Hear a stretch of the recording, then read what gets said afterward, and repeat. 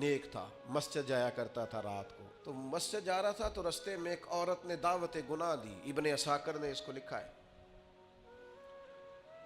تو نوجوان تھا, خواہشات تھی, کچھ طبیعت مائل ہو گئی. ابھی ادھر جا ہی رہا تھا کہ کسی نے آیت پڑھ دی, والی من خاف مقام ربی جنتان, جو رب کے سامنے کھڑے ہونے سے ڈرے گا اللہ 2 جنتیں دے گا.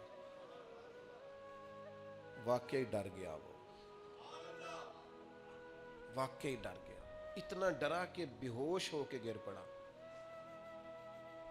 بیماری سے لوگ بے ہوش ہوتے ہیں, پیسے ڈوب گئے بے ہوش ہوتے ہیں, بچے کے غم میں بے ہوش ہوتے ہیں. سچ بتاؤ کبھی خوف خدا سے بھی بے ہوش ہوتا کوئی دیکھا ہے؟ ہمارے ہاں تو روز مرہ ہی نہیں ہے بھائی. اور بڑی باتیں ہیں بے ہوش ہونے کی, ڈرنے کی, غش کھانے کی. بے ہوش ہو کے گر پڑا. بوڑھے باپ کو کسی نے بتایا بچہ بے ہوش پڑا ہے, اٹھا کے گھر لائے. گھر لا کے کہا بیٹا کیا ہوا؟ نوجوان ہے, چڑھتی جوانی ہے, پر پاکیزہ بڑی ہے. کہنے لگا ابا جی گناہ کی طرف چلا گیا تھا, پر میں نے آیت سن لی جو اللہ کے سامنے کھڑے ہونے سے ڈرے گا رب 2 جنتیں دے گا. میں ڈر گیا تھا, رب واقعی 2 جنتیں دے گا. باپ رو پڑے, ابا جی کی آنکھوں میں آنسو آئے اور کہا پتر اللہ بڑا مہربان ہے, اس کے وعدے سچے ہیں, واقعی 2 جنتیں دے گا. اس نے پھر ایک چیخ ماری اور اس طرح کی ماری کہ اس کی روح ہی پرواز کر گئی. روح ہی پرواز کر گئی. کشتگان خنجر تسلیم را, عشق کی خنجر سے قتل ہو گئے لوگ.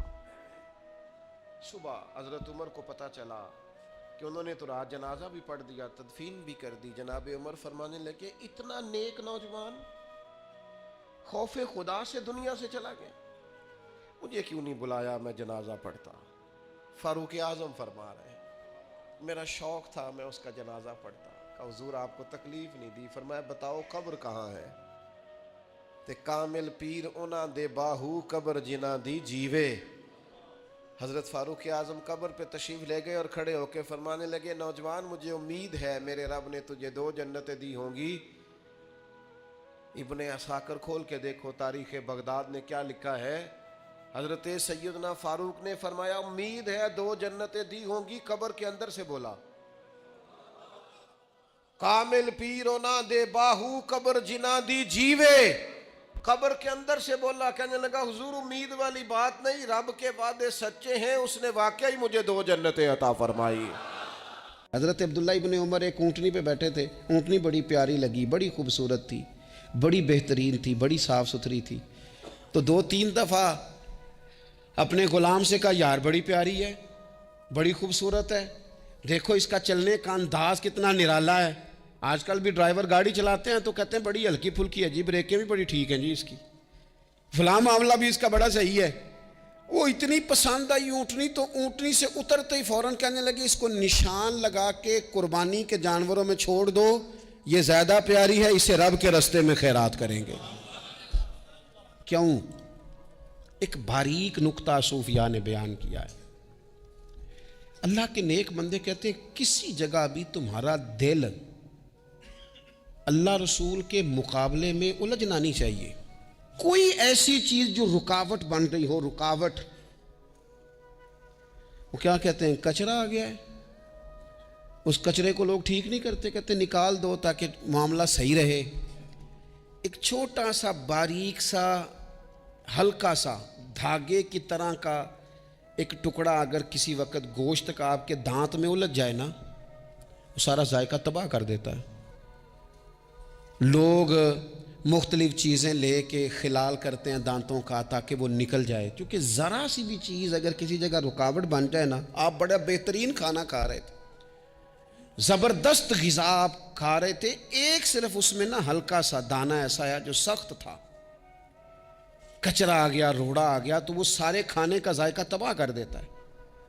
بعض لوگ ایسے ہوتے ہیں کہ ایک بال نکل آئے نا کبھی کھانے میں سے تو کھانا چھوڑ دیتے ہیں, کہتے ہیں یار یہ سارا ذائقہ خراب ہو گیا. ہمارے ساتھ یہ ہوا ہے, یہ تو ہے نا دنیاوی معاملات, اسی طرح کا مسئلہ روحانی زندگی میں ہوتا ہے. کئی دفعہ نا ہم ماننے کو تیار نہیں ہوتے, لیکن ہمارے اوپر دولت کی محبت پوری طرح سوار ہوتی ہے, وہ سجدے میں ذوق آنے نہیں دیتی.